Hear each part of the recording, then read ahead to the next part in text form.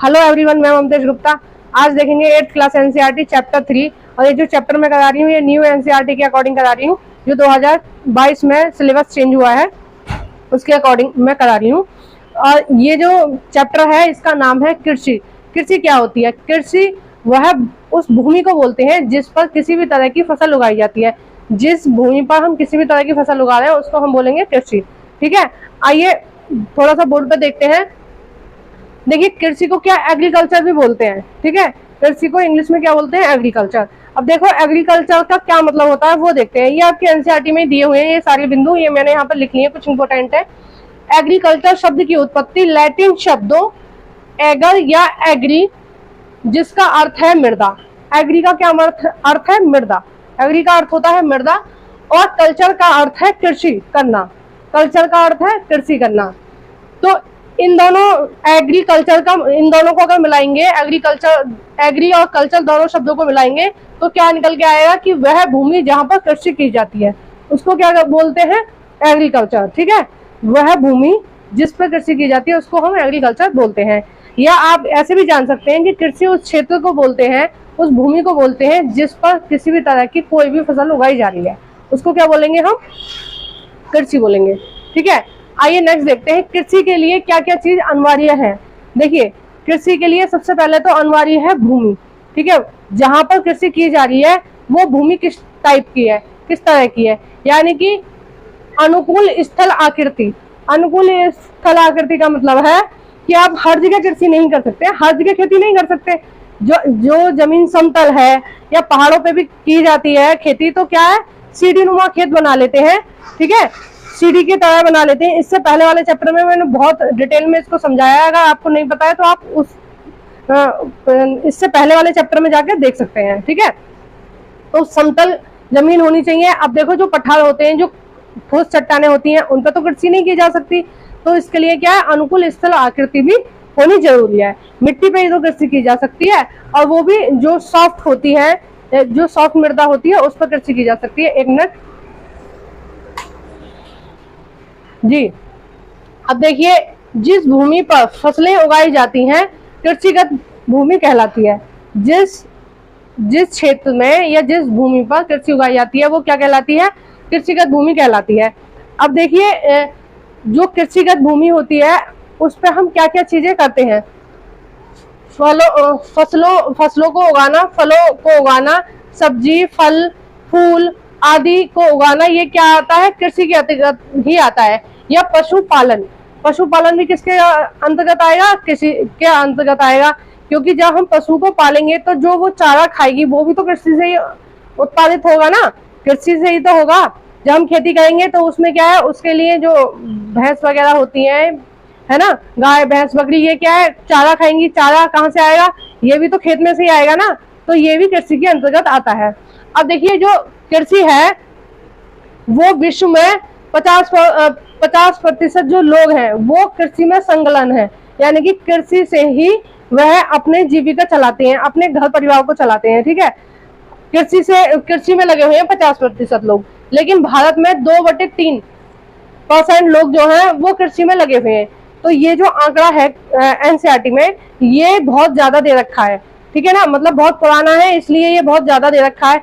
ये लगभग इन्होंने बोला है कि 66% जो लोग हैं वो कृषि में संलग्न है, लेकिन अभी मैं 2023 की बात बता रही हूँ, तो कृषि में लगभग 50% लोग, 50 या 51-52% लोग ही कृषि में संलग्न है, यानी कि पूरी तरह से कृषि पर डिपेंड है उनकी जीविका। ठीक है, वो उनके जो पैसा अर्न करने का तरीका है, यानी कि जहां से भी वो अपनी कमाई करते हैं वो क्या है, कृषि पर डिपेंड है। तो अभी इसमें 66%, 66.5% या 66% के लगभग दिया हुआ है एनसीईआरटी में, इसका मतलब यही होता है। ठीक है, और लेकिन जो वर्तमान में है 2023 की अगर हम कंडीशन देखें तो उसमें 51-52% इतना ही है बस। ठीक है, क्योंकि आजकल ज्यादा से ज्यादा लोग जागरूक हो गए हैं, और जो गांव के लोग हैं वो भी पढ़ने लगे हैं, तो वो भी अपना कहीं ना कहीं जॉब करते हैं, कृषि भी करते हैं, तो वो कहीं बाहर भी जॉब करते हैं। मतलब बाहर भी आप 7-8 घंटे बाहर जॉब कर आए तो शाम को या सुबह को आपने कृषि का काम देख लिया।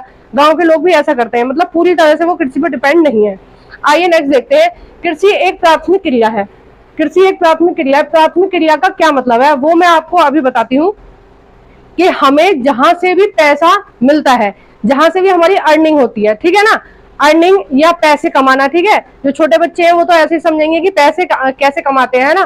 तो हमारे पैसे कमाने का जो तरीके हैं उनको हमने क्या है 5 भागों में डिवाइड कर दिया है, लेकिन आपकी एनसीईआरटी में 3 दे रखे हैं बस, ठीक है ना। वैसे 5 होते हैं, जो आप बड़ी क्लासेस में पढ़ोगे 11th 12th में, तो वहां पर 5 दे रखे हैं, ठीक है। आर्थिक क्रियाएं क्या है 5 दे रखी हैं। तो पैसे कमाने का जो तरीका होता है उसको हमने कितने भागों में डिवाइड करा है, एनसीईआरटी में 3 भागों में दे रखा है। तो उस पैसे कमाने के तरीके को ही हम क्या बोलते हैं, आर्थिक क्रियाएं। क्या बोलते हैं हम उसको, आर्थिक क्रियाएं। तो हमारी एनसीईआरटी में आर्थिक क्रिया दे रखी है 3 प्रकार की। आइए देखते हैं कौन कौन सी है। पहली है प्राथमिक क्रियाएं। प्राथमिक क्रिया के अंतर्गत क्या आता है, प्राकृतिक संसाधनों का उत्पादन, ठीक है। जितने भी प्रकार के प्राकृतिक संसाधन है उनका हम उत्पादन करते हैं, उनको क्या बोलते हैं, प्राथमिक क्रियाएं। ये बहुत ज्यादा इंपॉर्टेंट सब्जेक्ट है, टॉपिक है, बहुत ज्यादा इंपॉर्टेंट टॉपिक है, और ये लगभग सभी कंपटीशन के एग्जाम में पूछा जाता है। और आपको भी एनसीईआरटी में अलग अलग क्लासों में अलग अलग मिलेगा ये वाला टॉपिक, तो आप इसको ध्यान से समझ लीजिए, ठीक है। जल्दी से समझ में भी नहीं आता है ये। तो प्राथमिक क्रिया के अंतर्गत हम क्या रखेंगे, कृषि करना, है ना। मत्स्य पालन, मत्स्य पालन मतलब मछलियां जो पैदा करते हैं, जैसे एक तालाब बना लिया, उसमें क्या है हम कुछ मछलियों को डाल देंगे तो उनका प्रजनन होता रहेगा, तो मछली उत्पादन। ये भी तो एक खाने की चीज है ना मछली। मतलब कुछ लोग तो क्या है मछली, उनके यहाँ एक टाइम मछली ही खाते हैं, है ना। जहां अनाज की कमी है वो क्या है, मछली पर डिपेंड है। तो एक तरह से मछली भी क्या हो गई, उत्पादन का कार्य करेगी। तो ये भी क्या है, प्राथमिक उत्पादन में आता है, ठीक है। मछली पालन। संग्रहण, संग्रहण मतलब होता है चीजों को इकट्ठा करना। मतलब जैसे जो वन वगैरह होते हैं उनमें क्या करते हैं, जो जनजाति के लोग होते हैं और या अन्य भी जो लोग होते हैं वो इसी चीज पर डिपेंड होते हैं, इसी चीज से अपनी जीविका चलाते हैं। मतलब इसी चीज से वो पैसे कमाते हैं कि जो वन होते हैं ना उनसे जड़ी बूटियों को इकट्ठा करके ले आते हैं और उसे मार्केट में बेच देते हैं, या फलों को ले आते हैं, जैसे अखरोट है, बादाम है, ये भी क्या है इनके वन है, अन्य जड़ी बूटियां हैं। तो ये क्या करते हैं कि उनका संग्रहण करके ले आते हैं जंगलों में से, और उनको वो लोग बेच देते हैं, तो उससे उनकी जीविका चलती है। तो प्राथमिक जो चीजें आ गई, ये आ गई कृषि, मत्स्य पालन और संग्रहण, ठीक है। अब देखिए द्वितीय क्रियाएं क्या होती हैं। द्वितीय क्रियाएं होती है इस्पात विनिर्माण, यानी कि इस्पात विनिर्माण का मतलब हो गया है कि इस्पात लगाना। इस्पात के जितने भी प्रोडक्ट बनते हैं, यानी कि मशीन है, किवाड़ है, चौखट है, ठीक है, बाइक्स है, ये सारी चीज जो भी चीज बन रही है ना, देखिए वो सारी चीज किसमें आएगी, इसमें आएगी। इस्पात को लोहा होता है, इस्पात का मतलब लोहे को जब संसाधन के रूप में होता है, जब उसको खोदेंगे, ठीक है, जब उसको जमीन में से निकालेंगे तो वो आएगा प्राथमिक क्रियाओं में। खनन, खनन किस में आएगा, प्राथमिक क्रियाओं में, ठीक है। खनन आता है प्राथमिक क्रियाओं में, लेकिन उस जो लोहा है उससे जब हम कोई चीज बनाएंगे तो वो आएगा द्वितीय क्रिया में, ठीक है। अब देखिए कपास का उत्पादन करना आएगा प्राथमिक क्रिया में। कपास क्या है, पौधे से उग रही है ना। सबसे पहले क्या करेंगे, हम पौधा उगाएंगे कपास का, फिर उसके बाद क्या है कपड़ा बनाना। कपड़ा बनाना किस में आएगा, द्वितीय क्रिया में आएगा।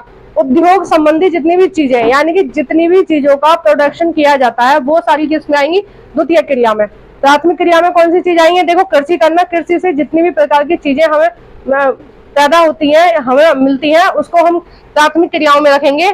मत्स्य पालन भी क्या है, प्राथमिक क्रिया है, ठीक है। और संग्रहण मैंने आपको बता दिया, और खनन। देखो जो भी संसाधन होते हैं उनका जो हम खनन करते हैं, यानी कि उनको खोद के निकालते हैं, उसको वो भी क्या है, प्राथमिक क्रिया के अंतर्गत आता है। अब देखिए द्वितीय क्रियाओं के अंतर्गत क्या क्या चीजें आती हैं। जितना भी हम उद्योग करते हैं, प्रोडक्शन करते हैं, जितनी भी प्रकार की चीजें मार्केट में बिक रही हैं, ठीक है, जिनका आप उपयोग करते हैं, वो क्या है, दूसरी क्रिया में आती है, ठीक है, द्वितीय क्रिया में आती है या दूसरी क्रियाओं में आती है, ठीक है। अब देखिए तृतीय क्रियाएं क्या होती है। अब तृतीय क्रियाएं होती हैं यातायात। यातायात का मतलब है कि आप एक स्थान से दूसरे स्थान जिस चीज का सहारा लेकर जाते हैं, जैसे व्हीकल्स होते हैं, 3 व्हीलर है, 4 व्हीलर है, या आपकी साइकिल है, जो भी चीज है वो किसके अंतर्गत आएगी, यातायात के अंतर्गत आएगी। व्यापार करना, किसी भी तरह का आप बिजनेस कर रहे हैं, वो भी आपका तीसरी क्रियाओं में आता है। बैंकिंग, यानी कि बैंकिंग की जो व्यवस्था है वो भी किसमें आएगी, तृतीय क्रिया में आएगी। बीमा भी तृतीय क्रिया में आएगा। विज्ञापन, ये विज्ञापन, जितने भी प्रकार के विज्ञापन होते हैं वो भी क्या है, तृतीय क्रिया में आते हैं। ठीक है। एग्रीकल्चर माने होता है कृषि, यानी कि जिस भूमि पर कृषि की जाती है उसको क्या बोलते हैं, एग्रीकल्चर भूमि। अब देखिए सेरिकल्चर, सेरिकल्चर क्या होता है, रेशम उत्पादन। जो रेशम उत्पादन किया जाता है उसको क्या बोलते हैं, सेरिकल्चर। पीसीकल्चर होता है मत्स्य उत्पादन, और विटीकल्चर होता है अंगूर की खेती। क्या होता है, अंगूर की खेती, या इसको बोल सकते हैं द्राक्षा कृषि। ठीक है, ये दोनों होता है। इसका मतलब हार्टिकल्चर, हार्टिकल्चर का मतलब होता है उद्यान कृषि। ठीक है, उद्यान के अंतर्गत क्या क्या आएगा, वाणिज्य उपयोग के लिए फल फूल सब्जी को उगाना, मतलब ये सारी चीजें जो उगाई जा रही हैं इसको बोलेंगे हम उद्यान कृषि। ठीक है। और अगर आपसे एग्जाम में ये पूछा जाए कि ये जो फल सब्जी और इनको जो उगाया जाता है उसको क्या बोलते हैं, और ये सारे ऑप्शन में दिए जाएं, तो आप कौन सा लगाएंगे, हॉर्टिकल्चर लगाएंगे, क्योंकि फल सब्जी आदि को उगाना है, इनका उत्पादन करना किसके अंतर्गत आता है, हॉर्टिकल्चर के अंतर्गत आता है। अब देखिए कृषि तंत्र, कृषि तंत्र में कौन कौन सी चीजें आती हैं उन्हें देखते हैं। कृषि तंत्र में आती है जुताई। जुताई का मतलब होता है एक बिल्कुल खाली खेत पड़ा है, उसकी जो मिट्टी है उसको थोड़ा थोड़ा सा खोद देते हैं। ठीक है ना। जुताई हैरो से भी होती है, ट्रैक्टर ट्रॉली से भी होती है, और पुराने जमाने में जब ये सारी मशीनें नहीं थी तो लोग खुरपी लेके हाथ से ऐसे मिट्टी को ऐसे खोद लेते थे। ठीक है ना, तो उससे भी वो लोग जुताई कर लेते थे हाथ से। और जिन लोगों के आज भी छोटे छोटे खेत होते हैं, एक एक दो दो बीघा खेत होते हैं, तो वो लोग ट्रैक्टर वगैरह से नहीं करते हैं जुताई, वो लोग अपने हाथ से ही कर लेते हैं थोड़े से समय में। तो जुताई, बुवाई, बुवाई का मतलब होता है जो बीज डाले जाते हैं खेत में, उसको बोलते हैं बुवाई। सिंचाई, सिंचाई का मतलब होता है पौधों को पानी वगैरह देना, ये आता है सिंचाई के अंतर्गत। और नराई, नराई क्या होता है, जब पौधा उगता है तो पौधे के साथ साथ क्या बहुत सारी चीजें भी, घास फूस झाड़, ये सारी चीजें उग जाती हैं। तो जो मिट्टी की उर्वरकता है, जो मिट्टी में पोषण तत्व होते हैं, जो बेकार की घास होती है ना वो खींचने लगती है, तो जो हमने पौधा लगाया है उसको पूरी तरह से पोषण देने के लिए हम ये जो घास फूस जो अपने आप उग जाती है उसको उखाड़ देते हैं, तो उसी को बोलते हैं नराई। और कटाई, कटाई का मतलब होता है जब फसल पूरी तरह से तैयार हो जाती है तो उसको बोला गया है कटाई, यानी कि फसल को जो हम खेत में से निकाल के ले आते हैं। तो ये सारी क्या है, संक्रिया है कृषि तंत्र के अंतर्गत। अब देखिए कृषि के कुछ आगत है। आगत का मतलब है फसल उगाने के लिए किन चीजों की हमें जरूरत है, वो हमारी आगत के अंतर्गत आएंगी। ठीक है। अब देखिए किन चीजों की जरूरत होती है कृषि तंत्र के लिए, सॉरी आगत के लिए। आगत मतलब सबसे पहले हम किन चीजों का प्रयोग करेंगे जिससे हमारी फसल तैयार होगी, तो हमें चाहिए पहले बीज।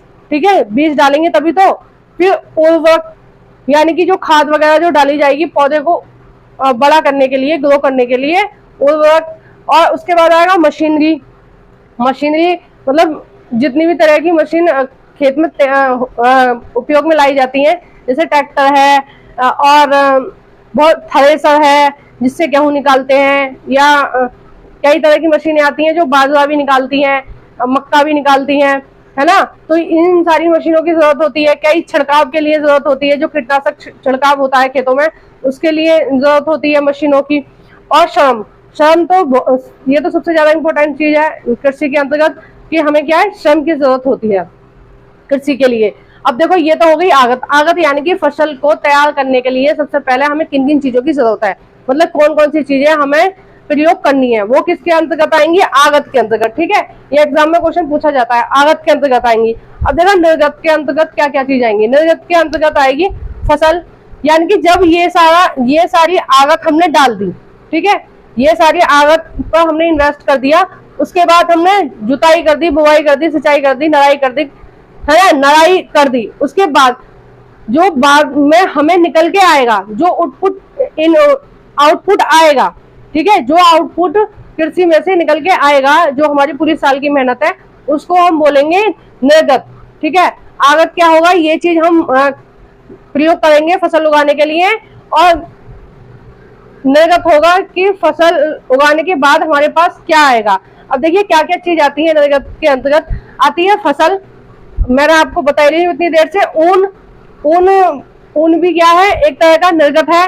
अब देखो भेड़ पशुपालन, भेड़ पालन, ये सब किसके अंतर्गत आता है, प्राथमिक क्रियाओं के अंतर्गत आता है ना। मैंने बताया ना अभी थोड़ी देर पहले आपको, ये किसके अंतर्गत आता है, प्राथमिक क्रियाओं के अंतर्गत आता है। तो भेड़ वगैरह जो पालते हैं उनसे क्या मिलती है हमें, ऊन। और देखो डेयरी, कपास उगाना कौन सी क्रियाओं के अंतर्गत आता है, प्राथमिक। और कपड़ा बनाना कौन सी क्रियाओं के अंतर्गत आता है, द्वितीय क्रियाओं के अंतर्गत आता है ना। तो कपास और क्या है, ये है कुटकुट। तो ये सारी जो चीजें हैं ये निर्गत के अंतर्गत आती हैं। तो इसी तरह की और वीडियोस के लिए सब्सक्राइब करें मेरा चैनल एनसीईआरटी ममतेश गुप्ता।